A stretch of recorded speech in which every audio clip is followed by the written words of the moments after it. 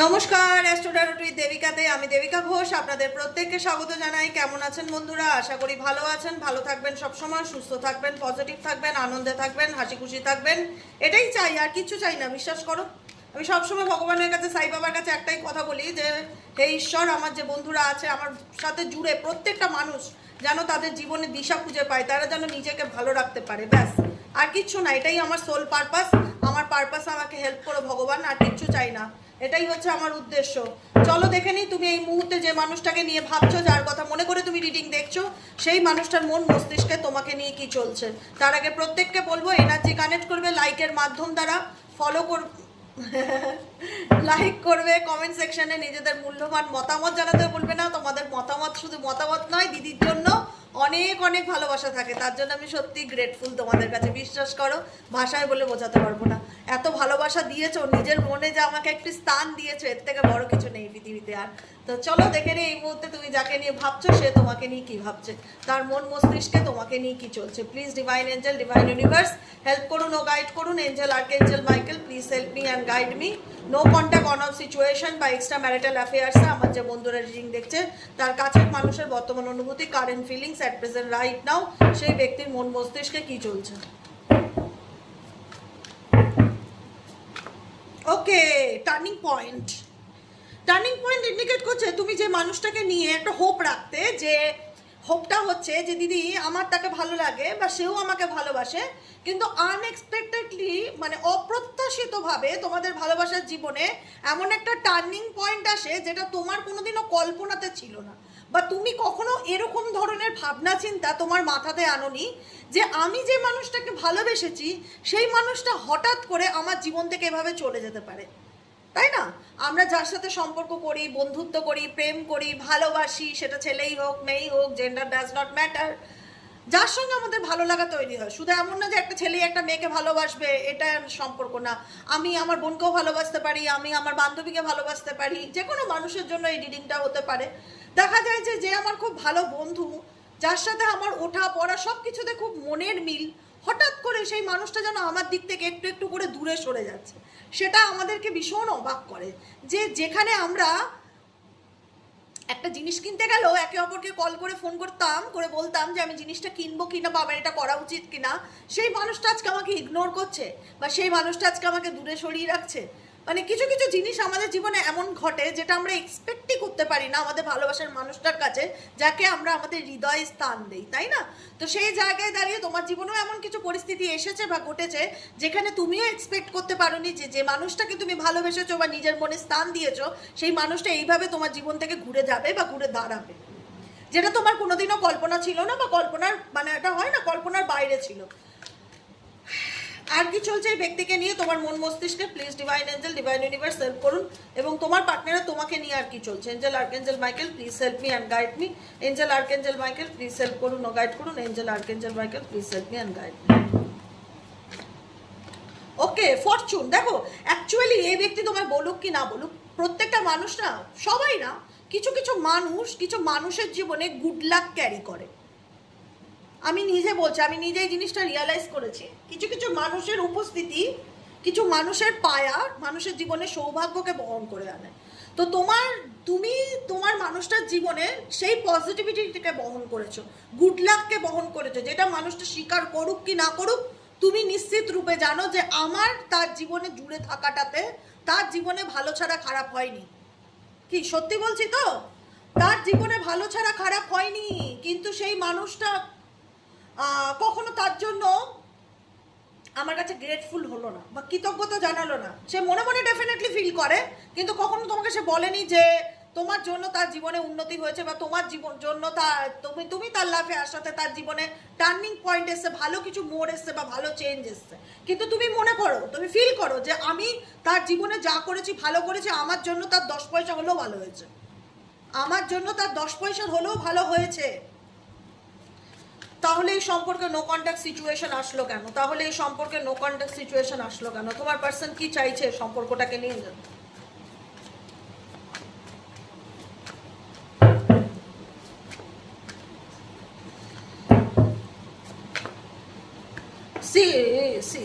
Secret লাভ, ও মাই god, পড়ে যাচ্ছে কেন বাবা, এখানে দাঁড়াও। সিক্রেট লাভ, দেখো কিছু কিছু মানুষ আছে ভালো লাগলে মুখের উপর বলে আমার তোমাকে ভালো লাগে, কিছু কিছু মানুষ আছে যে বলতেই পারে না। আছে না আমাদের সমাজে এরকম প্রচুর মানুষ আছে যারা নিজেদের ইমোশনসকে এক্সপ্রেস করতে পারে না, প্রকাশ করতে পারে না। তোমার সেই মানুষটার প্রতি অনেক অবদান, সে কখনো মুখ ফুটে বলতে পারে না যে তোমার জন্য জানো তো আজকে আমার ভালো হয়েছে, মনে মনে সে ডেফিনেটলি ভাবে কিন্তু প্রকাশ করতে পারে না। মেবি তার ইগোতে লাগবে, মেবি তার মনে হবে যে কোথাও না কোথাও তাকে বলাটা উচিত না, তার অ্যাটিটিউড বেড়ে যেতে পারে। এক একজনের এক এক রকম মেন্টালিটি। তুমি ভীষণভাবে ভালো করে জানো যে তুমি তার জীবনে এসে তাকে এতই ভালোবাসা দিয়েছো, সে তোমাকে চাইলেও যতই তোমাকে অস্বীকার করে তোমার জীবন থেকে চলে যাক না কেন, কোথাও না কোথাও এই ব্যক্তি কিন্তু প্রকাশ না করলেও তোমাকে সে ভেতর থেকে মন থেকে বাই হার্ট বলছি তোমার প্রতি অনুভূতিকে ফিল করে, বাই হার্ট বলছি তোমার প্রতি অনুভূতিকে ফিল করে। সিক্রেট লাভ এটাই বলছে, সিক্রেট লাভ। সিক্রেট লাভ কি, যে সেই ব্যক্তি নিজের লাভকে তোমার সামনে এক্সপ্রেস করছে না, কিন্তু সিক্রেটলি আড়ালে গোপনে সে তোমাকে ডেফিনেটলি মিস করছে এবং সে মন থেকে তোমায় চায় বা মন থেকে তার তোমার প্রতি একটা ভালোবাসা বা একটা অ্যাট্রাকশন ডেফিনেটলি আছে। আর কি চলছে এই সম্পর্কের মধ্যে? Please divine angel, divine universe help করুন ও গাইড করুন। এই সম্পর্কের মধ্যে আর কি চলছে? সাপোর্ট। কেন সিক্রেট লাভ? কেন এই মানুষটা মুখে বলে না যে আমি তোমাকে মন থেকে ভালোবাসি, কিন্তু তবুও তোমার প্রতি কেন অ্যাট্রাকশন আছে? কেন সে চাইলেই তোমাকে ভুলতে পারছে না? বিকজ তুমি তাকে যেভাবে সাপোর্ট করেছো, তার অসময়ে সময়ে তার পাশে এসে দাঁড়িয়েছো, তার হাতটা ধরে বলেছো আমি সবসময় তোমার সাথে থাকতে চাই, তোমার ভালো মন্দ তোমার সব কিছুতে তোমার পাশে থাকতে চাই প্রকৃত বন্ধু হিসাবে। এই জিনিসটা কখনোই ভোলার নয়। তোমার দিক থেকে তুমি এই ব্যক্তিকে তার সব থেকে খারাপ সময়েও তুমি তাকে সাথ দিয়েছো, কারণ প্রত্যেকটা মানুষের জীবনে না খারাপ ভালো সময় আসে। খারাপ সময়ে যে মানুষটার পাশে এসে তোমার দাঁড়ায় সেই কিন্তু আসলে প্রকৃত বন্ধু তোমার। আনন্দের সময় তো মানুষের অভাব হবে না, না? তুমি যখন তোমার জীবনে যখন সুসময় আসবে, তোমার বন্ধু বান্ধব আত্মীয় স্বজন তোমার চারিপাশে পিপিলিকার মতন ঘুরে বেড়াবে। তুমি হঠাৎ কোটিপতি হয়ে যাও, দেখবে তোমার কত আত্মীয় স্বজন বন্ধু বান্ধব খুব তোমার ডাক খোঁজ করছে, খুব তোমার প্রশংসা করছে। যখন তোমার কিচ্ছু ছিল না তখন তোমার নামও নিত না, তখন তোমাকে ডাকতও না, তখন তোমাকে সেই গুরুত্বটাও দিত না, তিচ্ছ তাচ্ছিল্য করতো। বলে না এই সমাজে দাম তার আছে যার সব কিছু আছে। আজকে তোমার মানুষটার যখন সব থেকে বেশি খারাপ সময় ছিল, সেই ডিফিকাল্টি টাইমেও তুমি তার হাতটা ধরেছিলে, সেই ডিফিকাল্টি টাইমেও তুমি তার হাতটা ছাড়োনি। তুমি চাইলে তাকে ছেড়ে দিতে পারতে, তুমি চাইলে সেখান থেকে ছেড়ে চলে আসতে পারতে, কিন্তু তুমি সেটা করোনি। তুমি তার পাশে থেকেছো, তুমি তাকে সাপোর্ট করেছো, তুমি তার খারাপ সময় তুমি তাকে এটা ফিল করিয়েছো যে আমি তোমার পাশে আছি, তুমি চিন্তা করো না, আমি তোমার পাশে আছি, তুমি চিন্তা করো না। হার্টবিট, কারণ তুমি তাকে নিজের প্রাণ মনে করতে। হয় না যে ভালোবাসায় কি সবসময় অর্থ দিয়ে বিচার করা হয়, জিনিসপত্র দিয়ে বিচার করা হয়? না, ভালোবাসা সবসময় অর্থের বিচার হয় না। ভালোবাসাটা হচ্ছে একটা মানুষের প্রতি ভালো লাগা, তার প্রতি একটা অ্যাট্রাকশন, তাকে একটা ভালো বন্ধু মনে করা, তাকে নিজের সোলমেট মনে করা। সেখানে মানুষ কিছু দেখে বিচার করে না। তুমি তার কিছু দেখে বিচার করনি, তার খারাপ সময় তুমি তাকে সাপোর্ট করেছিলে, তার খারাপ সময় তুমি তার পাশে ছিলে, কারণ তুমি মনে করতে সেই মানুষটা তোমার জীবনের অক্সিজেন। অক্সিজেন ছাড়া যেমন মানুষ বাঁচতে পারে না, তুমি তাকে ছাড়া বাঁচার কথা কখনোই ভাবতে না। তোমার হার্টবিট ছিল সেই ব্যক্তি। তোমার মনে হতো যে তাকে ছাড়া দিদি আমি একটা ফোঁটাও বেঁচে থাকার কথা ভাবতে পারি না, তাকে আমি ভীষণ ভালোবাসি, বিশ্বাস করো, মন থেকে ভালোবাসি। কারণ সোল কন্ট্যাক্ট ইন্ডিকেট করছে যে তোমাদের মধ্যে সম্পর্কের মধ্যে এমন কিছু একটা ব্যাপার আছে যেটা তোমরা দুজন হয়তো কেউ তোমার পার্সন হয়তো সেই ফিলিংসটা যেটা অনুভূতি সেটা হয়তো হাইড করছে, তুমি হয়তো সেটা ফিল তাকে কাজে করে দেখিয়েছো। সে হয়তো মুখে বলেনি, কিন্তু তুমি তাকে হয়তো কাজে করে দেখিয়েছো। সেটাই হচ্ছে কথা। সোল কানেকশন থাকলে, আত্মার সম্পর্ক থাকলে ডিফিকাল্টি আসবে। সব সম্পর্কেই ডিফিকাল্টি থাকে, কার্মিক হোক, সোলমেট হোক, টুইন ফ্লেম হোক, যে কোনো কানেকশনই বা কোনো কানেকশন না থাকলেও একটা সম্পর্কে ভুল বোঝাবুঝি হয় না, এটা ন্যাচারাল ব্যাপার হবে। কিন্তু তবুও মনের টানটা কিন্তু দুজনের একে অপরের প্রতি ডেফিনেটলি আছে। সে যতই সময় না দেখাক, যতই তোমার কাছ থেকে লুকাক বা যতই তোমাকে এক্সপ্রেস না করুক, স্পাইন কার্ড ইন্ডিকেট করছে এই ব্যক্তি কোথাও না কোথাও তোমাকে ভীষণভাবে ফলো করে। তোমার ব্যাপারে তার 16 আনা ইন্টারেস্ট আছে, ইন্টারেস্ট নেই বলবো না। সে হয়তো প্রকাশ করে না, সে হয়তো শো অফ করে না, কিন্তু সে আড়ালে দেখায় বা সে গোপনে তোমার খবর রাখার চেষ্টা করে যে তোমার জীবনে অ্যাকচুয়ালি কি চলছে, তুমি কোথায় আছো, তুমি কেমন আছো, তোমার স্ট্যাটাস চেক করা, কোনো ফেক অ্যাকাউন্টের মাধ্যমে তোমার খবর নেওয়া, কোনো না কোনোভাবে এই ব্যক্তির আগ্রহ তোমার উপর আছে, এটুকুনি বলতে পারি। মানে একটা বলে না শকুনের দৃষ্টি, তোমার উপর নজর আছে। স্পাই এনার্জি ইন্ডিকেট করছে এই ব্যক্তি যদি তোমার থেকে দূরে গিয়েও থাকে, কোনো না কোনোভাবে তোমার ব্যাপারে জানার চেষ্টা করছে, কৌতূহল এই ব্যক্তির মধ্যে আছে। কারণ ডিপেন্ডেন্সি কার্ড ইন্ডিকেট করছে এই ব্যক্তি যতই বলুক আমার তোমাকে চাই না, আমি তোমাকে চাই না, আমি তোমাকে চাই না, আমি বলবো আমার তোমাকে চাই। এই ব্যক্তি তোমার উপর dependable. I am addicted to you, can't stop missing and loving you। কারণ আজকে যে মানুষটা তুমি তার সব থেকে খারাপ দিনেও তার হাতটাকে জড়িয়ে ধরেছিলে, তাকে ছাড়োনি, তার সঙ্গ ছাড়োনি, তাকে সবসময় বুঝিয়ে গেছো যে আমি তোমায় ভীষণ ভালোবাসি, তোমার ভালো মন্দ সুখ দুঃখে সবসময় তোমার পাশে থাকতে চাই। আজকে তোমাদের মধ্যে যেটাই দূরত্বের কারণ হোক না কেন, সে হয়তো তোমাকে মুখ ফুটে নিজের মনের কথা বলতে পারে না, কিন্তু এটা ধ্রুব সত্য কথা, সে কিন্তু তোমাকে ছাড়া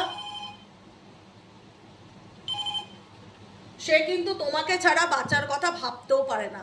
কারণ তুমি তাকে যে ব্যাক সাপোর্টটা দিয়ে গেছো সেই সাপোর্টটা কিন্তু তাকে তার জীবনে কেউ কোনোদিন কখনোই দেবে না, এটা মাথায় রাখবে। তাকে কিন্তু কেউ কোনোদিন কখনোই দেবে না। কারণ আমরা যেমন বলি না, একটা সন্তানের জন্য তার ব্যাক সাপোর্ট কে হয়? তার মা বাবা।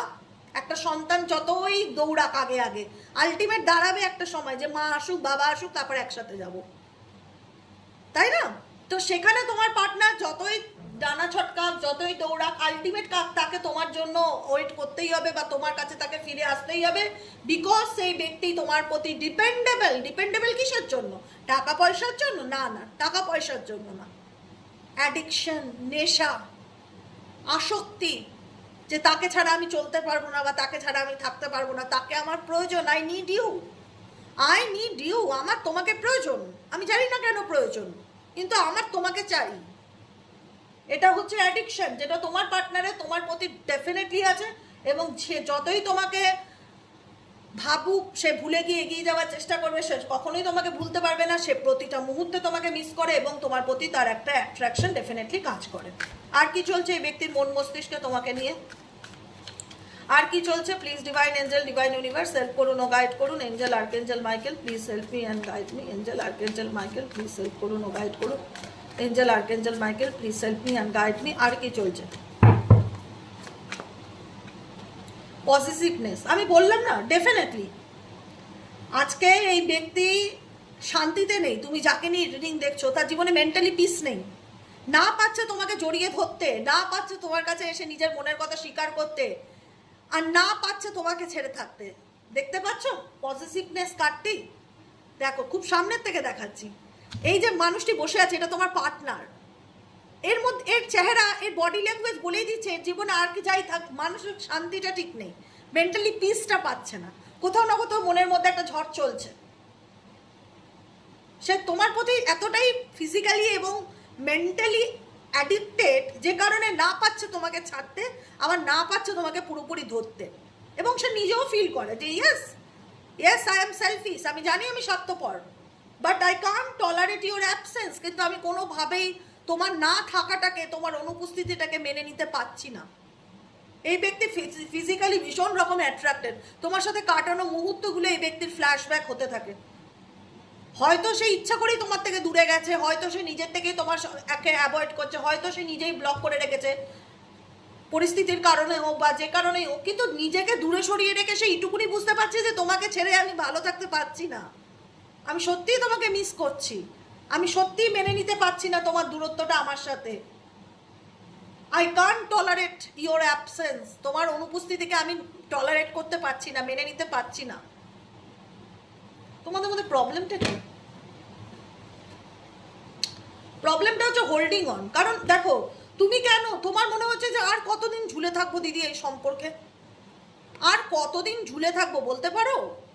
একটা মানুষ মাসের পর মাস, বছরের পর বছর নিজের স্বার্থে আমাকে অপশনে রেখে দিচ্ছে, ঝুলিয়ে রাখছে, সে আমাকে নিয়ে যাই ভাবলো ডাজ নট ম্যাটার, কিন্তু আমি তো তার দিক থেকে কোনো ক্ল্যারিটি পাচ্ছি না। আমি তো বুঝতে পারছি না যে আদতে সে কি আমাকে কমিটমেন্ট দেবে, আদতে কি তার সাথে আমার ফিউচার হবে, বা আদতে সে কি চায়। কারণ সে সবসময় কোথাও না কোথাও আমাকে ছাড়তেও চায় না, আবার ধরতেও চায় না, এটাই আমি দেখতে পাই। শুধু কিছু বললেই সে একই কথা বলে, আই নিড সাম টাইম। আমাকে একটু সময় দাও, আমি দেখছি কি করা যায়, আই নিড সাম টাইম।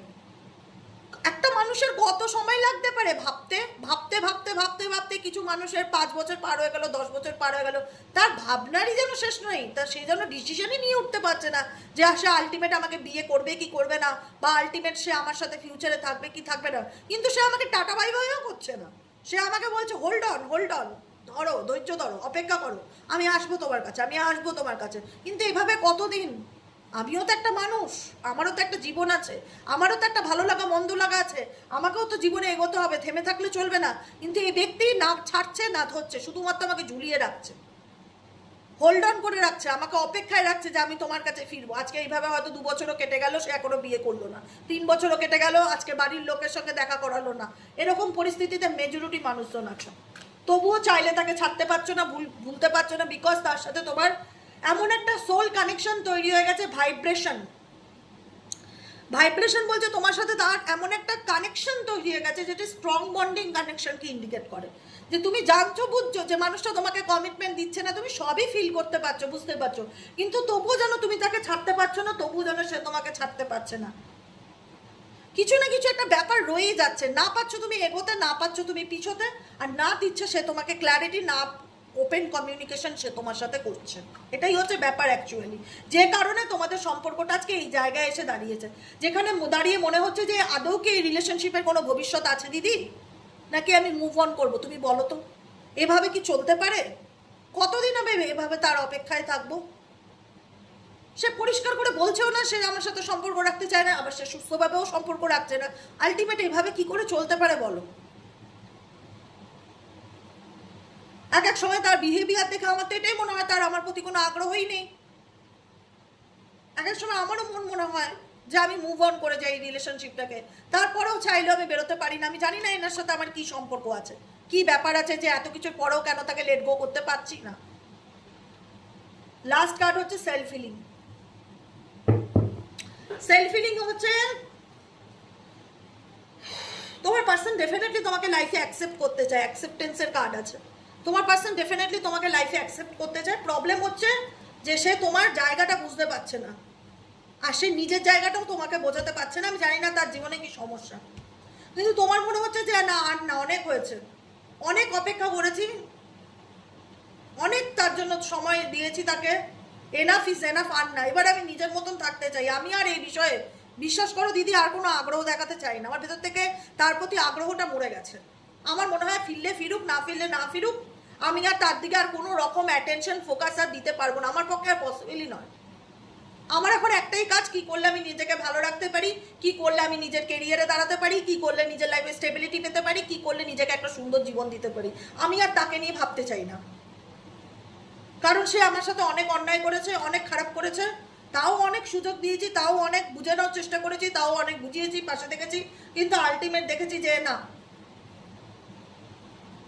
আমি ভরসে ঘি ঢালছি, আমি আর পারবো না এই সম্পর্কে কোনো রকম কোনো এফোর্ট আর দিতে পারবো না। সে আমাকে ভালোবাসলে ডেফিনেটলি সে নিজের থেকে এসে বলবে আই লাভ ইউ, কিন্তু আমি তার কাছে আগ বাড়িয়ে আর কোনো কিছু করতে যাবো না, কারণ আমি তার জন্য অনেক কম্প্রোমাইজ করেছি, আর আমার ভেতর থেকে আর আসছে না। এবার মনে হচ্ছে আমাকে ছেড়ে দে বাবু, আমি নিজের মতন বাঁচতে চাই, আমার আর কোনো ইন্টারেস্ট নেই এরকম জোর করে ভালোবাসার ভিক্ষা চাওয়ার। এখন আমি পুরোপুরি ফোকাস নিজের দিকে দিতে চাই, নিজের সেলফ হিলিংয়ে দিতে চাই, নিজেকে ভালো রাখতে চাই, নিজেকে নিয়ে ব্যস্ত থাকতে চাই, নিজের জীবনের উন্নতির কথা ভাবতে চাই, নিজের জন্য কিছু করতে চাই, নিজেকে সামনের দিকে এগিয়ে দিতে চাই। অনেক তো কম্প্রোমাইজ করলাম, সব কিছুরই তো একটা লিমিট আছে নাকি বলো?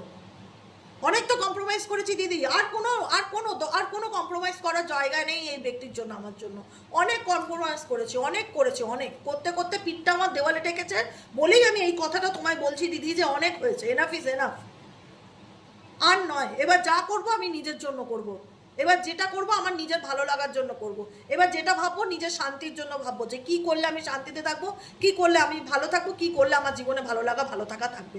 অনেক অন্যের কথা ভেবেছি, এবার আর নয়, এবার টোটাল ফোকাসটাই আমার নিজের উপর, আমার নিজের সেলফ হিলিংয়ের উপর, তাই তো? যদি অবশ্যই তোমার সাথে রেজোনেট করে কমেন্ট সেকশনে নিজেদের মূল্যবান মতামত শেয়ার করবে না? আচ্ছা, তোমরা কি আমার একটা ছোট্ট উপকার করবে? এটা আমার আবদার, আমি জানি না, এটা আমার অধিকার নয়, আমি জোর করছি না, প্রেশার ক্রিয়েট করছি না, জাস্ট একটা আবদার। যদি তোমাদের প্রত্যেকের দিদিকে একটু ভালো লাগা থেকে থাকে বা দিদির রিডিং দেখে তোমাদের জীবনে যদি একটু পজিটিভ পরিবর্তন আসে, তার একটা রিভিউ তোমরা তো কমেন্ট সেকশনে অবশ্যই দাও, কিন্তু তার একটা রিভিউ, যেহেতু আমি ফেসবুক পেজটা নতুন ক্রিয়েট করেছি, ফেসবুক পেজটা যেহেতু আমি নতুন ক্রিয়েট করেছি, দেখবে আমি তোমাদেরকে একটুখানি দেখিয়ে দিচ্ছি। ফেসবুক পেজে একটা রিভিউ দেবে, আমার রিডিং তোমাদের কেমন লাগবে বা আমার রিডিং তোমাদের জীবনে কি পরিবর্তন এনেছে, সেই ধরো এখানে আমি সার্চ করলাম সাইকিক রিডার দেবিকা ঘোষ, ঠিক আছে? সাইকিক রিডার দেবিকা ঘোষে চলে গেলাম, এখানে 45,000 ফলোয়ার্স দেখাচ্ছে, আর এখানে দেখো রিভিউ দেখাচ্ছে। তুমি আমার পেজে গেলেই দেখবে রিভিউ লেখা রয়েছে, রিভিউতে ক্লিক করলেই তুমি আমার সম্পর্কে 2 লাইন হলেও, তোমার যদি ভালো লাগা থাকে, দিদির প্রতি ভালোবাসা থাকে, জাস্ট 2 লাইন হলেও লিখে দিও যে আমার রিডিং তোমাদের কেমন লাগে, বা আদৌ আমার রিডিংয়ে তোমাদের জীবনে কোনো পজিটিভ চেঞ্জেস বা তোমাদের জীবনে কোনো পরিবর্তন এসছে কিনা। জাস্ট আমি চাই তোমরা আমার পেজে 2 লাইন হলেও লিখে দিও, এটা আমি ফোর্স করছি না, যদি মন থেকে চায় তাহলে করো, ঠিক আছে? আজকের মতন এতটাই, কমেন্ট সেকশনে জানিও কেমন লাগলো, ভালো থেকো, সুস্থ থেকো, আবার দেখা হচ্ছে বিকেলে রিডিং সাইকিক রিডার দেবিকা ঘোষে। আজকের মতন এতটাই, টাটা।